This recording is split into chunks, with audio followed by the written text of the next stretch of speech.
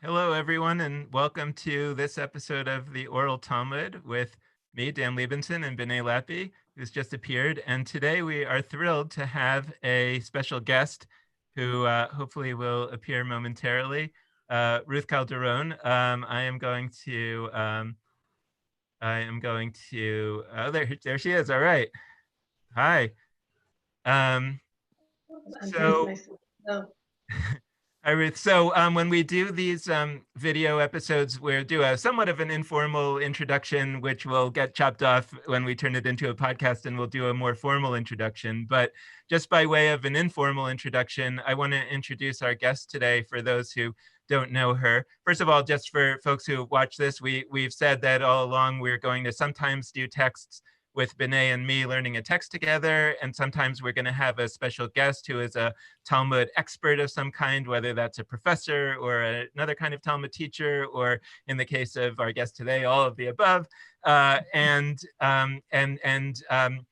interesting thing is that when we do this as a podcast, we're going to remix the order of the episodes so that our guests will be more liberally interspersed into those sections. So we're really excited to welcome our guest today, Ruth Calderon. She is the founder of Alma, Home for Hebrew Culture in Tel Aviv. It's hard to explain exactly what it is. It's a center for Jewish culture, for Jewish study, specifically for study uh, of rabbinic and other Jewish sources like the Talmud, but from a perspective that is a newer perspective. It's hard to, again, label some of these things. What some call it a secular perspective, some call it a open perspective, but just the idea is that it's study of these sources for their own sake. And famously, Alma has really worked with artists in Israel in a transformational way. And I always like to tell people that a lot of the shows that you've known and loved on Netflix probably flow in various ways from encounters that those creators have had through Alma.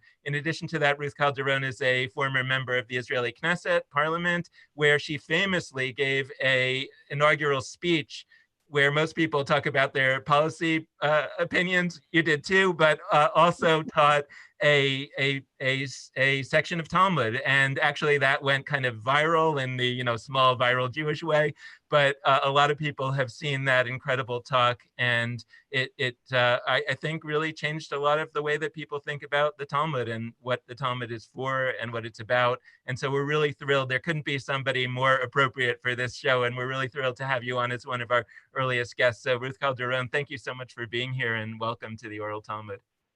Thank you so much for having me. I was looking forward to being with you and to jump above this gap that we have now, the impossible getting to you and for you to get here. So to meet on the pages of the Talmud is like the perfect place to be together. So thank you for having me. It's so great to be with you. So I thought that we could just start a little bit by talking about the story of how you came to the Talmud and what you've been doing. What is your life's work with the Talmud in particular? What are you trying to accomplish in terms of how the Talmud will live in our time, I guess is a way to ask it. And then I think we'll talk a little bit about that. I know B'nai is full of questions.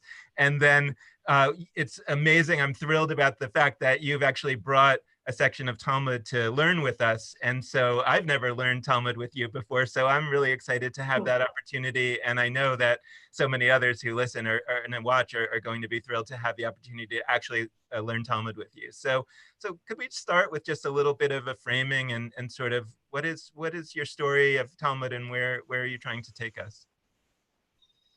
That's a hard story to tell because it keeps changing in my mind. How did it actually happen? It's like, how did I meet your mother kind of story. And every time I think about it, it's a little different. I know that I grew up in a secular family and I belong to the secular Jewish community, meaning we are not halachic. Uh, and yet, in the Israeli Jewish way, very Jewish and traditional. And growing up here, I actually live in this apartment. I was born here. Um, Growing up in this neighborhood that is very mainstream, secular, like it used to be in the 50s and 60s, I felt, although I was very I bought into the Zionist story very easily, and I still am a Zionist. But I think when I was becoming bat mitzvah, which is interesting, B'nai, now you have a bat mitzvah on your hands. Yes, I do. It's a very interesting year when you're still a kid, but you're beginning to be a grown-up, although it doesn't show on you yet. And then there's a fast forward, and suddenly you are a grown-up. So these were the years when I felt I need something more, something is missing in the Zionist secular story that starts in 48, 60, yeah. And I want to be connected to where my parents came from and what happened before.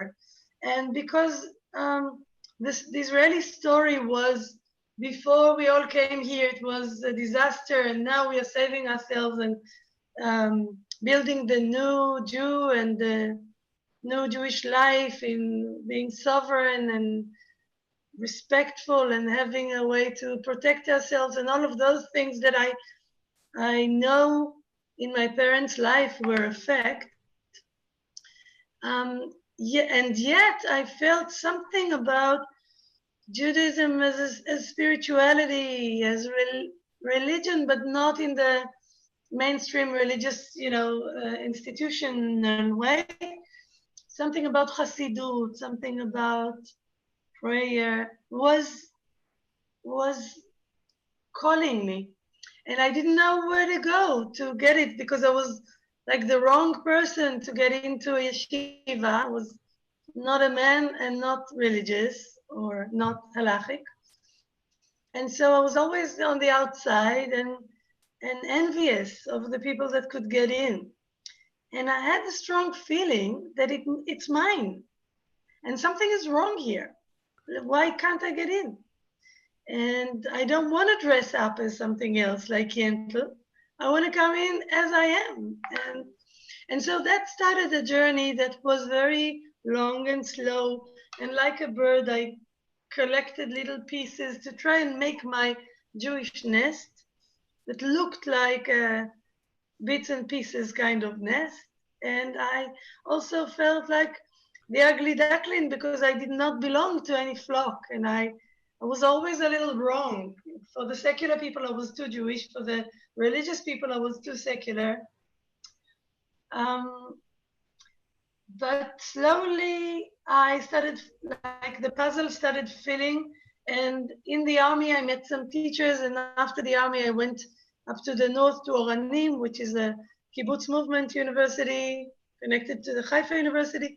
And I started studying philosophy, Bible. I might say even more important than that, I connected and was part of the chavura, of the community of Oranim that later became Hamidrasha. And there I started fantasizing about actually having a Bet Midrash and studying in the way, in the pedagogy of Bet Midrash, like they did in the Talmud. And until today, I believe that's the most sophisticated, wonderful, magical, smart, and good for me pedagogy. It's actually going on with kindergarten all your life. Like in kindergarten, you don't have to sit there still and someone teaching you, but you can play with your friends and move from one center to another, to do some drawing, then to play with boxes, cubes, and so I wanted to be part of a Bet Midrash, couldn't find one that will have me. So I had to start one, and we did start in 1989, Elul, which was the first egalitarian Bet Midrash for men and women, secular through Orthodox. And I think Elul, together with Moti Baro, who is Orthodox, we started Elul and ran it for the first 7 years.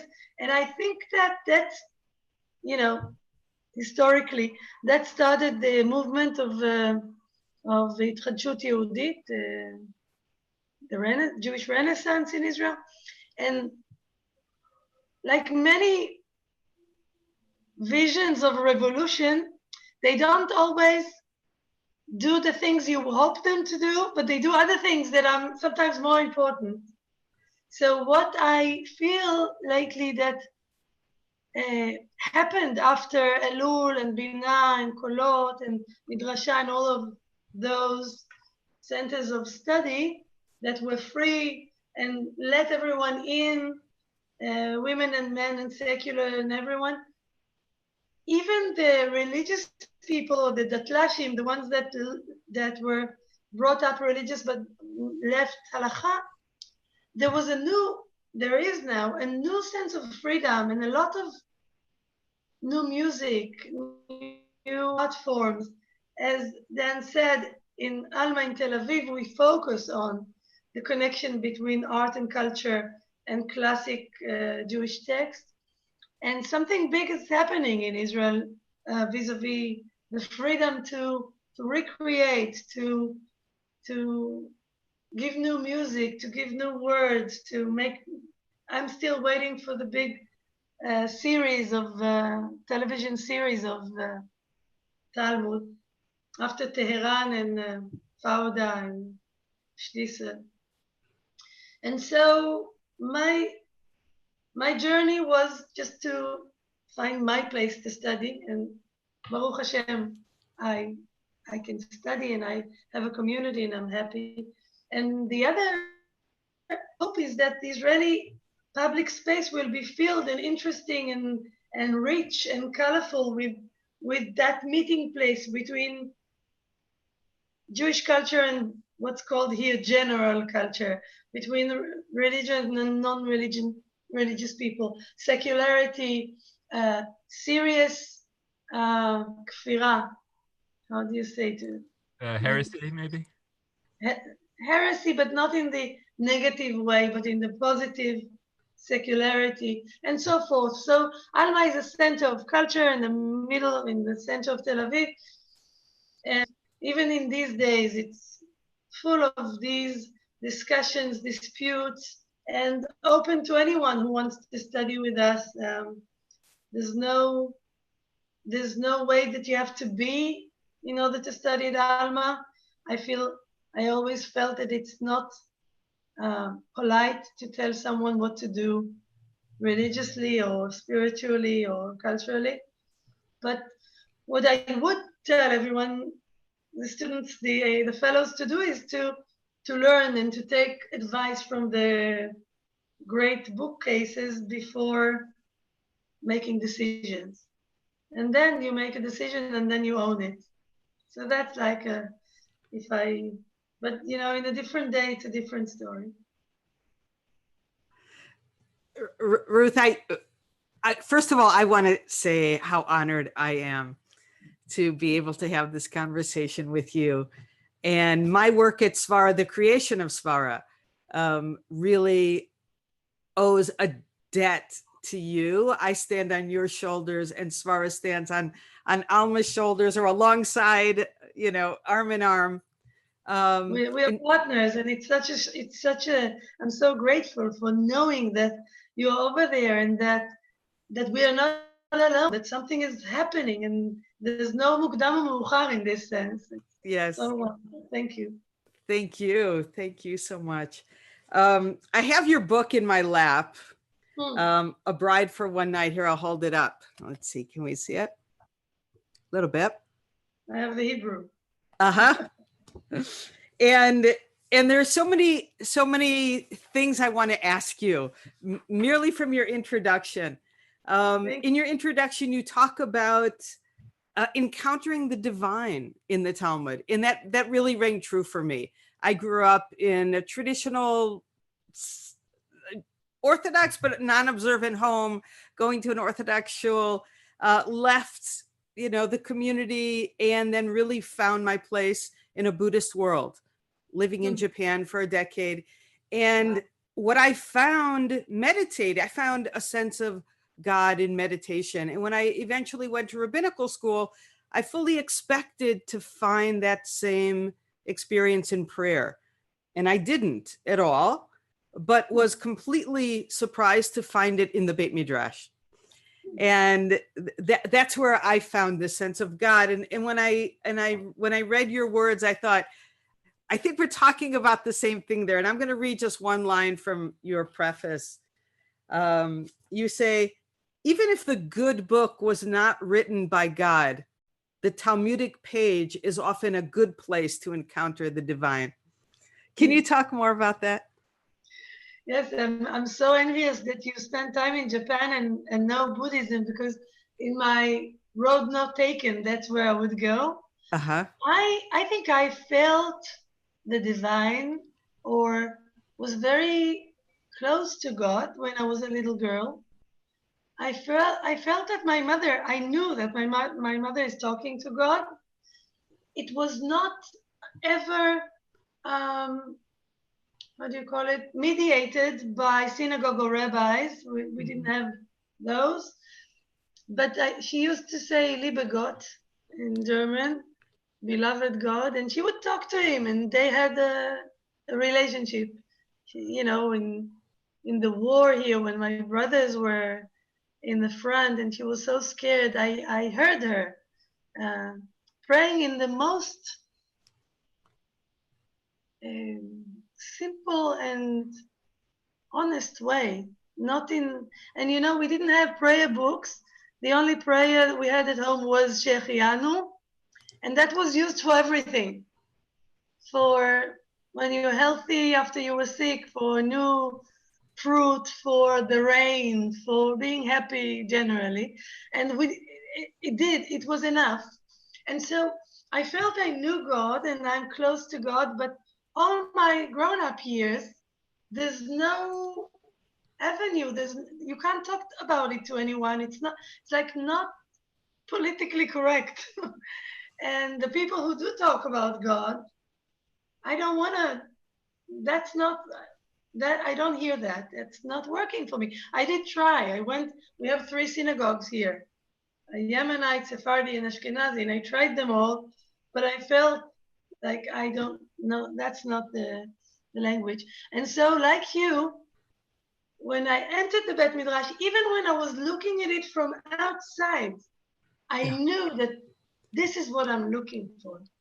And the Talmud is like a big bath that I can soak in.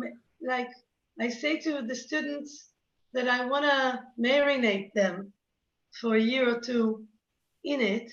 And it's always bigger than me. There's always something new to try to understand. It's like still having grown-ups in your life. When you become a grown-up, there are less and less people to ask what to do, and more people that want you to have answers which you don't have. In the Talmud, you can always be the midat chachamim, always study from someone. They're so good, and it doesn't end. There is something magical there. It doesn't end. Absolutely. So yeah, I feel the divine also in good days when it rains, or when, you know, when meeting a person, or it happens in everywhere. But in the Bet Midrash, I feel I can really, I don't know why today I feel like a Turkish bath, because I'm soaked in goodness. Yeah. Yeah. Okay, Dan, you're going to have to stop me because I'm just going to take over.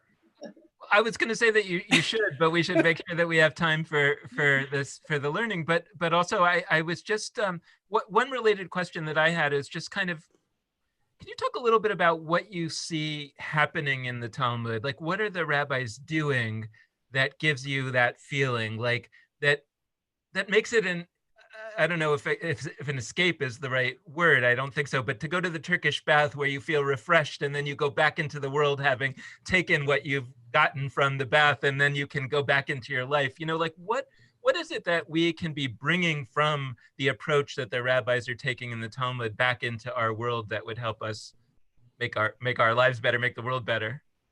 Yeah. So being marinated, it's a kind of a practice that brings it into you. It becomes part of you. And so when you come out of it, it's part of you. so many things. I don't think the rabbis do one thing. I think things happen to them. I mean, the Talmud is not just the rabbis. It's this, for me, it's a kind of a magical box, and things happen there by many generations, and these amazing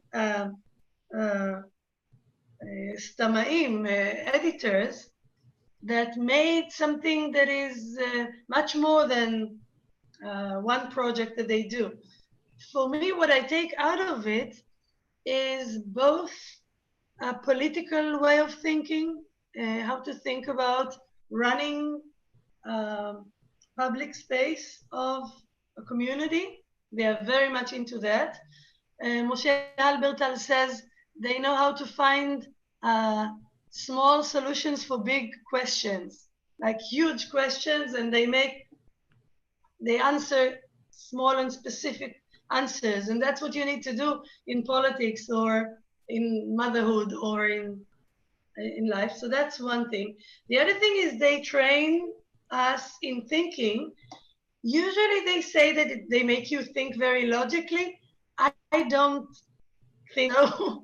What they help me do is open my Persian, Middle Eastern, more vivid imagination, because they're so wild and open and courageous in thinking. The other big thing they taught me is that debate is a very good thing, and that compromise, in Hebrew, compromise is a bad word, pshara. In English, I learned that it's a good thing, and to find compromise is something grown up to do. They taught me so many things. I wanted to say something about imagination, about when I was teaching at Harvard this past fall. You asked me what I did. The connection in law between law and narrative is so interwoven, integrated in such an interesting, sophisticated way, that when you learn something, you learn it in a story. The depth of what story is, that it's not something to wrest from halacha. It is a whole Torah that I love to study. They have language that is just unbelievable in Hebrew and Aramaic and Greek and Persian. And the last thing I want to say, it runs away from me every time I try to put my hand on it. So I'll leave it at that. Okay, let me jump in there, and maybe this will also be a good way to transition into our text today. And that is, you talk in your book about how the stories in the Talmud are meant to be read both conventionally and, as Walter Benjamin says, against the grain, right? And I think that against the grain reading, which they mean to also put on the table, is what I call a queer reading, what jumps out at me as being queer. And, you know, some people talk about queering a text, and I always say to them, I'm not queering the text. The text is already queer. It's already meant to be read against the grain. In other words, to challenge accepted norms. So I suppose when we learn this text together, you'll show us both. But can you talk a little bit about these two ways that the rabbis may be helping us not only read the text, but maybe read the world? Yes, thank you. It's like to the point of how I see them. The thing I forgot before to say when I saw you, I remembered, is that they show me beauty, like how to see beauty in so many things. They just made my world bigger and more beautiful. And this queering the text, or what the simple word of midrash, to do, איך אומרים באנגלית, to לדרוש, to interpret. But Hebrew, לדרוש, is to also insist. So when they read a text that says, זאת הפעם, this time, עצם מעצמי ובשר מבשרי, this woman is the flesh of my flesh and bone of my bones. they will stand there until it will open up and say something more, because they need something more to be relevant for their life. And this insisting is against the grain, because with the grain, it already said what it had to say in the Bible. This time, she is a bone of my bones. But I need now another answer, and I'm not leaving this verse until it opens up and gives me something else. And the way to get something else while you are committed to the verse, you're not putting it aside and taking another Bible. This is the Bible. This is what we have. And then they say, Zot hapa'am, this is the one that made me, hif'amtani kol oto laila. She made me like a bell ring all night. And it's already, now it's clear. It's not simple. It's not pshat, but it was in there. And we have to believe that it's in the text and it's waiting for us to put it out, and you have to kind of commit to it and not move until you find it. And so in the stories of the Talmud, it's very sophisticated. They against the grain, because they actually build miniature Greek drama, Greek like stories, films, could be short films or long film features. And when you hear a story or see a movie, it's never simple. The protagonist has to have some kind of a conflict, and it goes back and forth. In writing, when it's one-dimensional, the way for them, it's like, you know, those cards that you open up and they become 3 dimensions. So you get a page of story and it's like simple, the good guy killed the bad guy. But then it opens up and you are, oh my goodness, the good is not so good and the bad was not so bad. And Yom Kippur sounds like something different completely. So that's how I see their work. And that's why the way you say that being Jewish is being queer, because always until Zionism, when we were always a minority, everyone, you know, you have to look at the world always in different eyes. And so I think we have practice in reading against the grain. Yeah. So, thank you. Yeah. By the way, it doesn't take away the reading the pshat. What is so beautiful is that they live together. It's both this and the other, I think. And just to explain, for the pshat means the original meaning, the surface level meaning, the plain meaning of the text, and you're talking about how it's both at the same time. The plain meaning is still there, and also the under the surface meaning. At some point, I don't know. Just a second. My pitch for studying Hebrew, yes, that I have to do every time we study. Pshat is to be naked. Nitpashet. So Hebrew is saying everything easily. Yes. And you don't need to convince us at Svara. Do you know that at Svara?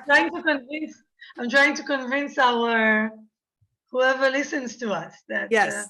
At Svara, we only learn in the original Hebrew Aramaic, never, ever, ever in translation, ever. Wow. So that we can pick up, well, for 1,000 reasons, but that's one of the reasons. I'm with you. I feel like I always say that you can study in any language, but studying not in Hebrew is like taking a shower with your clothes on. And so, and from experience, sometimes you have to do that. But yeah, and it could be fun. Yeah.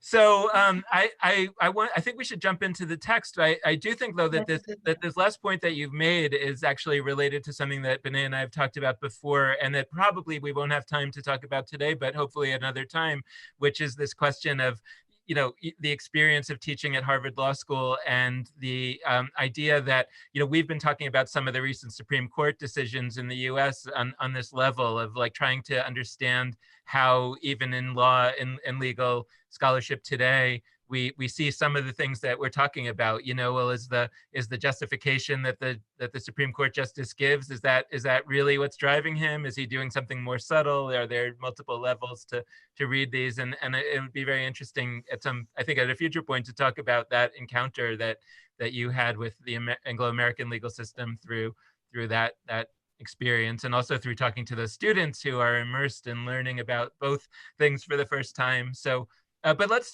jump into this text. Maybe you could set it up for us a little bit and explain, sort of why you chose it, and however much you want, and then I'll share the text on the screen, and then we can dive in. I'm taking you up on the invitation to talk about Harvard because I learned a lot there, and I enjoyed the students tremendously, and so we'll talk, I hope, in the future. Great. But this text I chose with a little bit of worry because it is a tough one. It's talking about a time of plague and what happens when the angel of death is walking in the streets. And it is a story about Rabbi Yoshua ben Levi, one of my favorite protagonists. And he knows it's dangerous, but still studies with people that are coronavirus positive. He sits with them and he studies Torah with them.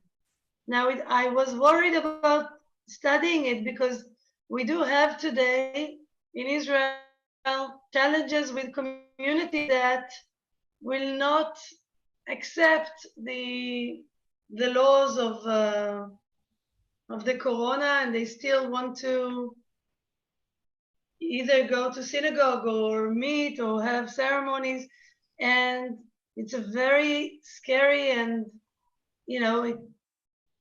I don't want to talk about that like straightforward, but I think the story has the guts to confront that too. And that's very special. I learned it years before I even imagined to live in a time of a plague. You think it's in the Middle Ages. And so it's very interesting and strong. So Rabbi Yoshua ben Levi does that, mingles with the sick people. I'm sure his wife tells him, don't do it, don't go there. There's a lockdown, and he still goes, and he actually dies. And then the story begins. And so, here. I'll start from the second paragraph. רבי יהושע בן לוי, מיכרח בהו ועסיק בתורה, אמר, הילד אהבים ויעלת חן, אם חן מעלה לומדיה הגוני למה הגנה? Will one of you please read it in English? Rabbi Yoshua ben Levi. Sure, I'm usually the English reader, so I'll read it. Rabbi Yehoshua ben Levi would attach himself to them and study Torah. Them, I assume, are the people who are sick with the plague. Right. He would. It's a different plague then. It was I guess a plague of the skin or something, but in the same way that they had to be not touched and not live next to and so on. Yes. So he would come close to them and study Torah, saying as a justification, the verse, the Torah is a loving hind and a grateful doe. I think a hind is a kind of an animal. Like a doe. Yeah. If it bestows grace on those who learn it, does it not protect them from illness? So his logic is quite far out, and he says he stands on this verse and says the Torah makes you beautiful, and if it makes you beautiful, I'm sure it will save your life. That's kind of I think it is worthwhile to go deeper into why did he do that? Isn't he afraid to get sick? Doesn't he know that, there's biology, and if you stay close to sick people, you will get sick? What was his real logic? Why does he do that? We don't have enough time to dive into that. I wonder what you think. I would just say that I think he felt that leaving them alone is not moral, and that he has to do that like a nurse, but in how do you call it? That people that like chaplainship, Uh-huh. people that Uh-huh. Oh, that's interesting. Yeah, chaplain. Yeah. that איך אומרים בעברית? ליווי רוחני, spiritual A guidance. spiritual guide. Yeah. Yeah. But I think actually, when I was in a situation in Israel where such a person came when my mother was dying, she introduced herself as a Melava Ruchanit, but she said in English you would call that a chaplain, even though she said it has nothing to do with religion. You know, she was very insistent and nothing to do with religion. We were like, oh, it would be okay if it did, you know, but she was a secular. No, Israelis can't have it with religion, but I think Rabbi Yoshua ben Levi is a spiritual guide, chaplain, and he says they need me now, and I'm going to be next to them. I don't think that I don't know, maybe he does naively think that the Torah protects him, because there is this concept that whenever you study, the angel of death cannot come and take you. But I don't think they were naive in such a sense. I think it is his choice. And so the story will be about, it's very Buddhist. How do you prepare yourself to die? How do you come to the moment when you meet the angel of death in a way that you are true and that you are in the right place for yourself? How you're not ashamed, you're not weak, you because everyone will die. And this choice is not, I studied it with someone that really got offended because they thought it meant that the story tells you not to put a mask. And I don't think that's what the story says. I think it is that what I learned in a little bit in Buddhism, that preparation for that moment, to live your life in a way that when the angel does come, you can look him in the eye, in more rightly to say in the eyes, because the angel of death is full of eyes. He's an angel with many, many, many open eyes. And that's what you see when you meet him. And normal people are frightened from seeing him opening all his eyes, and they open their mouth and his knife has a drop of poison and they die. But scholars, when they meet him, it's a challenge of equal power, because they have the Torah and he has all these eyes. And so I think Rabbi Yoshua ben Levi was saying, I will have to die sometime. Now, when I am needed to these sick people, I'm going to be there for them. Ruth, I so appreciate this read, because the surface read made me think of those news segments that most people in America will remember from the early days of coronavirus, when reporters were standing outside of these enormous churches and interviewing the churchgoers as they were driving away, clearly without masks, but having been in these congregations of hundreds, if not thousands of people. And the interviewer would say, aren't you afraid of getting sick? And they say things like, no, I'm not going to get sick. The blood of Jesus will cure me. And the same happens in Israel with synagogues. Yeah. And other places, yeah. I really appreciate a read of Yoshua ben Levi that is not what he's saying. Don't misunderstand him. You're saying he's smarter than that. It looks very similar. It comes from the same logic that the Torah protects you, but it doesn't say that you will not die. It says that you will die in the right way. That if you have to die, you will die like you're supposed to die. And so the next sentence,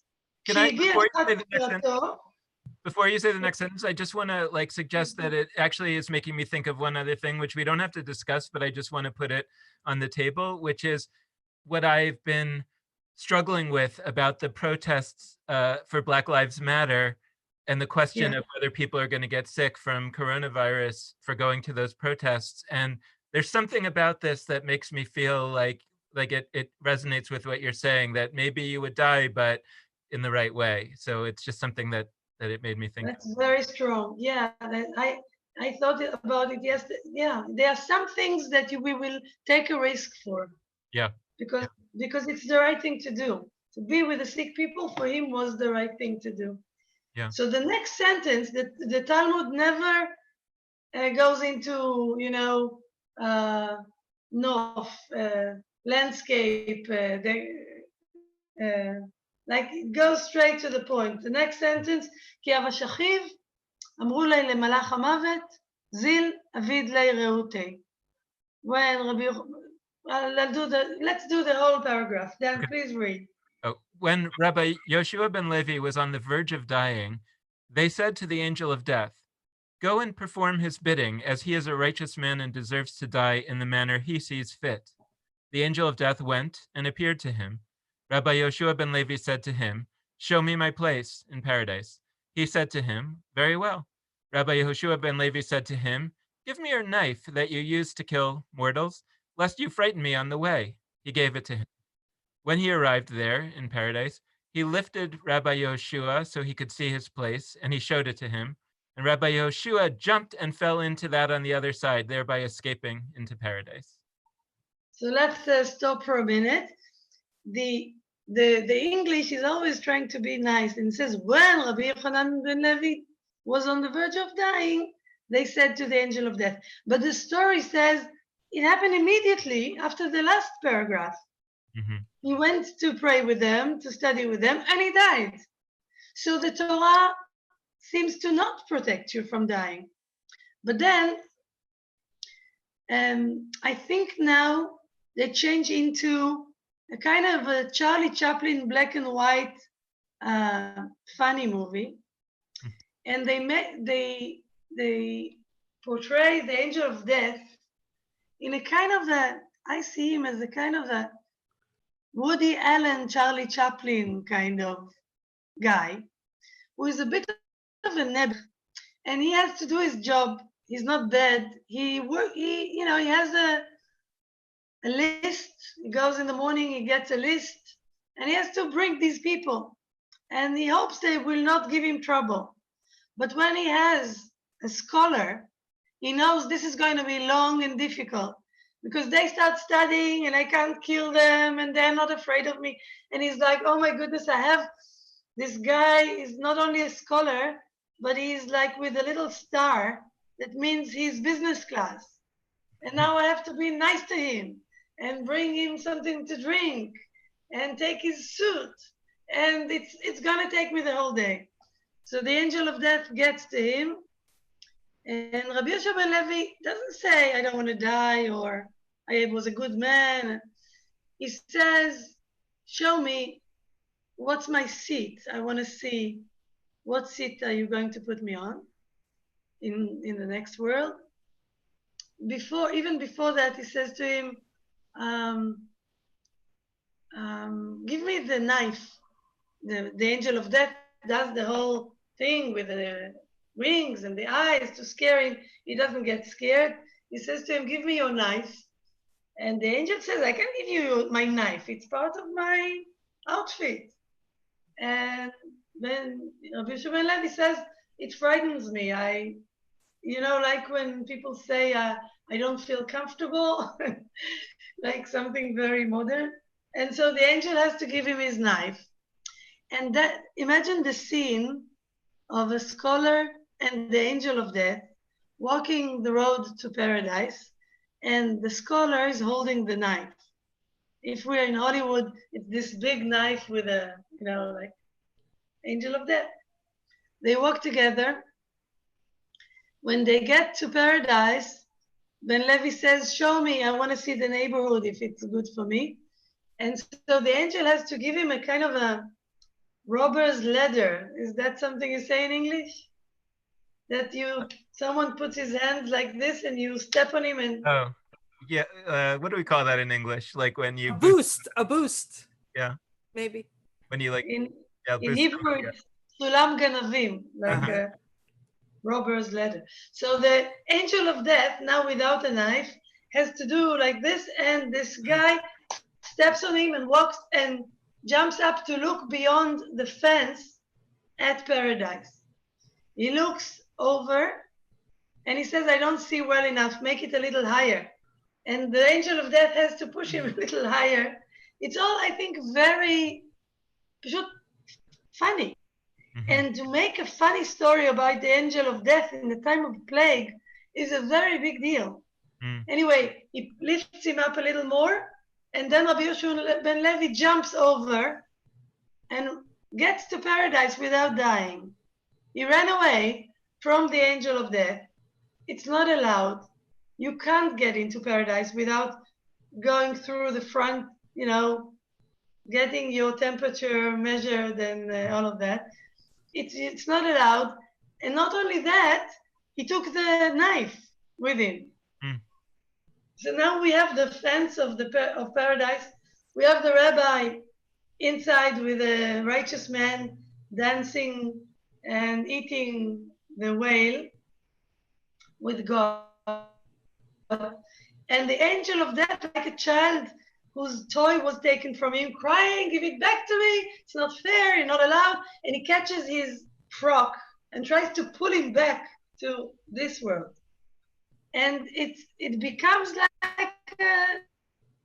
like a children's quarrel. And they go to mommy, to God, and they say, he took my knife and it was my turn. And God says, who is it? Rabbi Yoshua ben Levi, if he never, איך אומרים? איצ'יל השבועתי, אמר קודש בריחו, איצ'יל השבועתה ניאדר, היא לא ניאדר. הוא אמר, if he ever gave his word, and how does it say it in English? In English it says, if he ever requested dissolution of an oath that he had taken, he must return to the world with the angel of death. But if he did not ever request, then he need not return. He can stay there. So like we would say, if he has a word, if he's, you know, if he doesn't go back from his word, and he's a trustable, honest person, and he never made a vow and did not commit to it. And so they check in the books, and they find out that Rabbi Yoshua ben Levi never got, how do you say? Never got an oath reversed, basically, right? Never reversed an oath, or even a promise or something like that. And so he can stay in paradise without dying, like Eliyahu and Avi, you know, like no one else can get there without dying. And just to clarify one thing, because in the text we didn't read it, but basically it says that Rabbi Yoshua ben Levi says, "I swear I won't come with you." Like he makes an oath, I won't come with you. Oh, nice. Right? So God says, if he always observed his oaths in life, then what can I do? Right. If he ever had a time in life when he made an oath and wanted to reverse it, then we have something to work with. But if he's a man who, and it turned out he had never made an oath that he didn't keep before, so what can we do? We have to let him stay. That's an amazing point you're making, because you're saying that God himself says this man, although he died, is stronger than all of us up here. We cannot reverse his oath. When he says he's not coming back, he's not coming back. What can I do? And so that he won over death by dying. Or although he died, he's stronger than the angel of death. Because of how he lived. Because of how he lived before that. Because of and the choice of staying with the sick.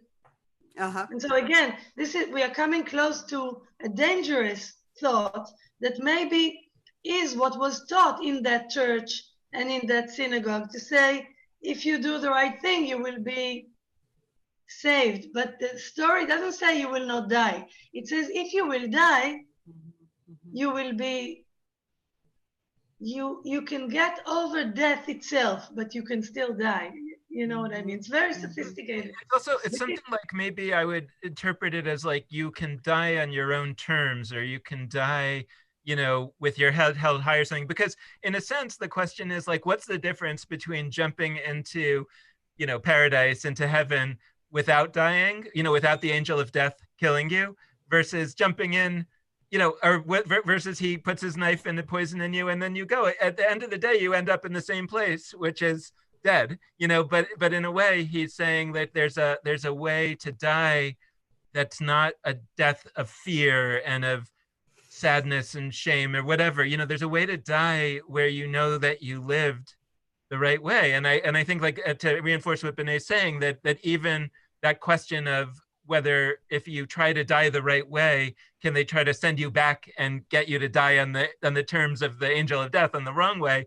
And God is saying, well, if you lived your life the right way all along, then no, then you get to die on your own terms, something like that, which I think I agree, but I want to push on to Bené's Buddhism, or stand on your shoulders in that, and say that I think they believe in the legends that Eliyahu, for example, although he's up there, he can come here.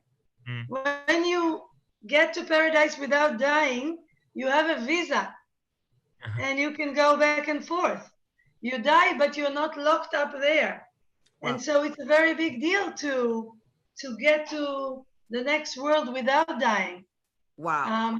It's like you have a special status, gold status. And I just finished with, so the angel is crying to God, but I don't have my knife. And so a bat call, a voice of heaven, comes out and says, give them the knife. People need it. The universe, the humanity will die will not be able to live without death. And then in the end, if I was the director, we see the knife kind of thrown back from the wall of the paradise back to the poor angel of death that walks like Charlie Chaplin and we see the end of the film. And so, although the end of the film is one even better scene in a way, which is just like you said, that the other guy who didn't die, Elijah, welcomes him and says, "Make way, make way. He's come. This next person has come without dying." I want to tell you what's coming up for me. What's coming up for me is the part where he wants to peek over, and for me, I'm seeing not just him tricking the angel of death and getting himself in there alive, but what, like when he says, show me, I think he really wants the assurance, or I'm really feeling that hope of some reassurance that there is going to be this place of paradise on the other side, in this time of so much death. And, as I was telling you before we started, I'm a single mom of a 14-year-old, and it's a really scary time. And my father died recently, not from COVID before. And we talk about death, and she says to me, if you die, how do I know you? I will get there. And I have this belief that we sort of join all those who have died before us, who are watching over us now. And she wants the reassurance that I'll be there, or I'll be watching her, or somehow she'll be able to connect with me. And I think there is this real comfort that comes from the belief or the trust that it's going to be okay. And there isn't. I am very moved by what you say, because I remember this conversation I had with my mother.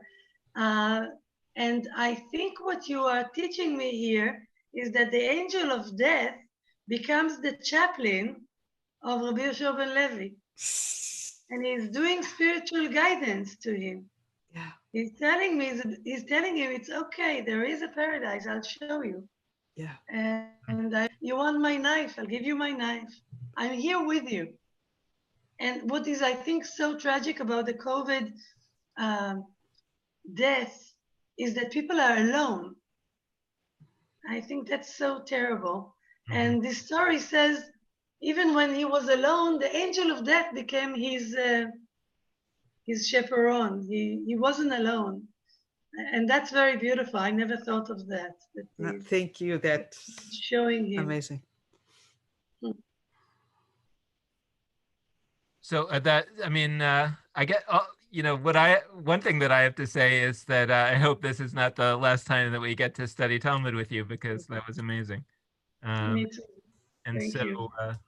And so moving. I mean, I think, I feel like I wanna in our discussion, but I feel like I'm going to sit with this for a while to think about, what does it mean in terms of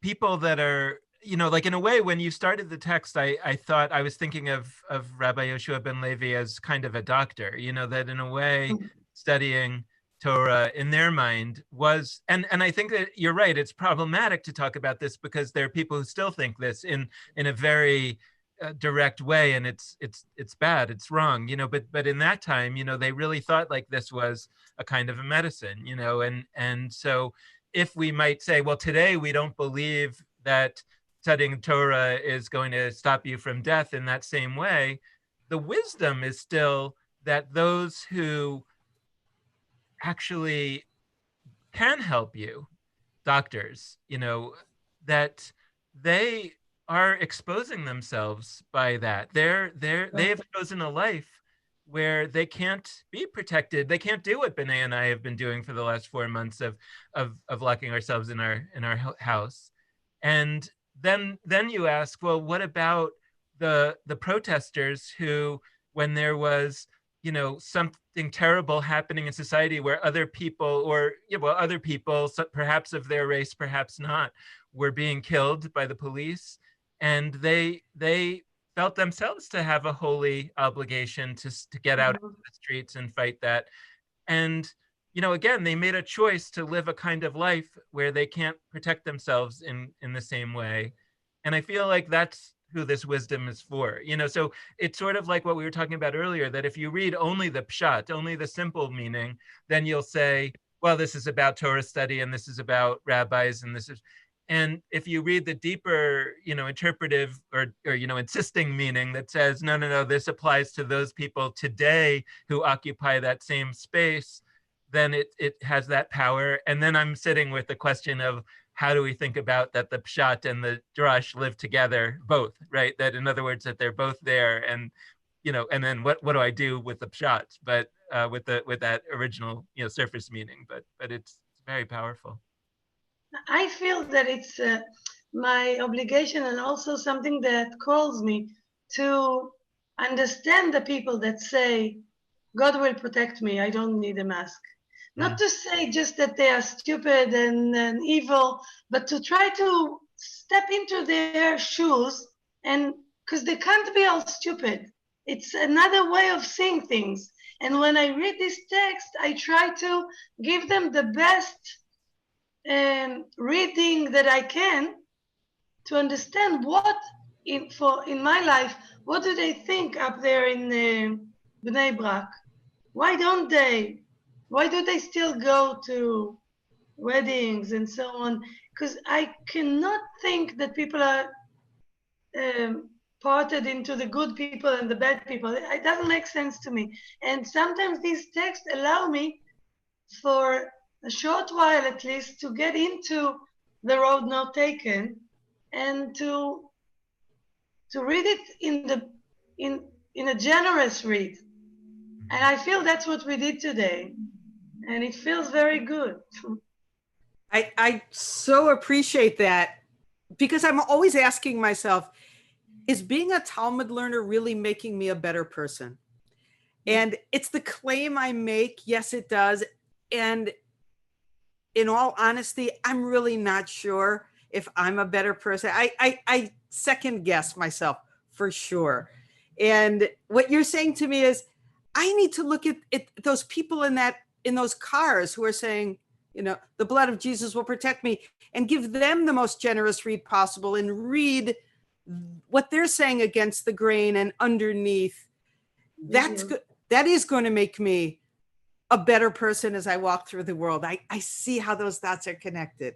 I think we just did that when we can when we can when we can identify with them in going to the protest or going to the army, or and oh, that's what they feel. So they're not idiots. And many times, even in chauvinism in the Talmud or racism in the Talmud, which is plenty, I try to get into it and see what are they thinking. They can't be complete, and I learn a lot from it. It's I am where I am, and I stand where I stand, and I'm a feminist, and I'm a liberal, but that's part of the reason I love this book so much, because it opens my mind, not to just be what I think that open-minded people are, but to really open my mind to sometimes to places I didn't think that. So thank you. I really enjoyed studying with you today. Amazing. I just wanted to say that I asked you to explain what you mean by encountering the divine in Talmud, and you just created that experience for us, and I think very likely for folks who are watching and listening. So thank you so much. Thank you. I feel so close, and that's one of the beautiful things in Corona, that we started living like this, and we so many years I wanted to meet you, and now thanks to Dan we can do that. So yes, we'll stay close. I feel like there's a way to understand that we are now have all had an exodus from Egypt, and we're all together in the wilderness, and we're actually all in the same place, the digital wilderness, and actually it's like what you're saying about the pshat and the drash living together. We're actually in both. We're both in the place where we physically are, and we're in this place where we're actually neighbors, and I don't know where that's going to lead us, but I think it's going to lead us somewhere good. So you have an open invitation to always come back and teach us and learn Talmud with us. It was amazing. And thank you so much for being with us, Ruth Calderon. Thank you so much. And we'll plan something. Then I count on your practicality, that we'll build some kind of Bet Midrash that is in this limbo place. Toda rava. Good evening. Okay, so good. how the light Thank went away. Thank you.